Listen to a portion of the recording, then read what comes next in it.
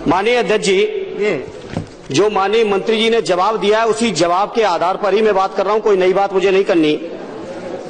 अध्यक्ष जी, मंडल commission report के बाद 27% आरक्षण का प्रावधान देश में हुआ और जो देश के विश्वविद्यालयों के अंदर जो स्थिति है आज की तारीख में अध्यक्ष जी 2371 प्रोफेसर में से केवल एक प्रोफेसर ओबीसी का, 4708 एसोसिएट प्रोफेसर में केवल 6 प्रोफेसर ओबीसी के। ये जवाब है इसका मंत्री जी का जवाब है। बैठो चुप बैठो, क्या बात करते हो, सुनोगे भी नहीं, ये मंत्री का जवाब है, मंत्री का जवाब नहीं सुनोगे तुम। अध्यक्ष जी, ये जवाब है इसका मंत्री जी का जवाब है। बैठो चुप बैठो, क्या बात करते हो, सुनोगे भी नहीं, ये मंत्री का जवाब है, मंत्री का जवाब नहीं सुनोगे तुम। अध्यक्ष जी, सहायक प्रोफेसर में 9521 में 1745 प्रोफेसर।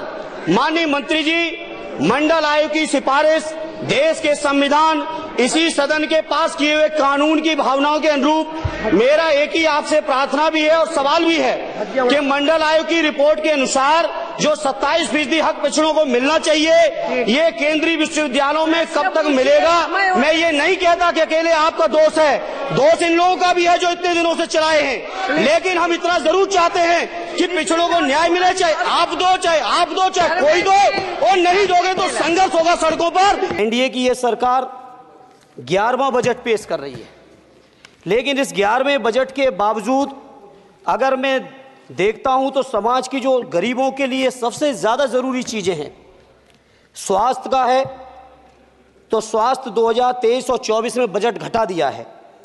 किसानों का बजट जहां यूपीए के सरकार के समय 2014 तक 5.5 था, वहीं 24 आते आते ये 3.15 रह गया है। शिक्षा का बजट जहां 2013 में 4.77 था, आज 23-24 आते आते ये 2.5% रह गया है।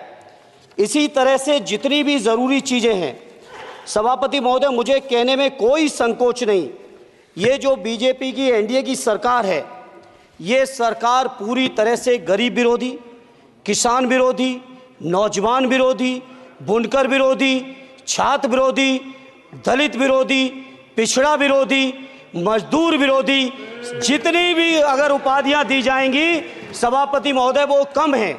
और मैं कोई राजनीतिक भाषण नहीं दे रहा हूं, मैं उदाहरण सहित आपको जब नंबर आए तो बोल देना, और हमें पता है आपका नंबर भी नहीं आएगा आपकी पार्टी में।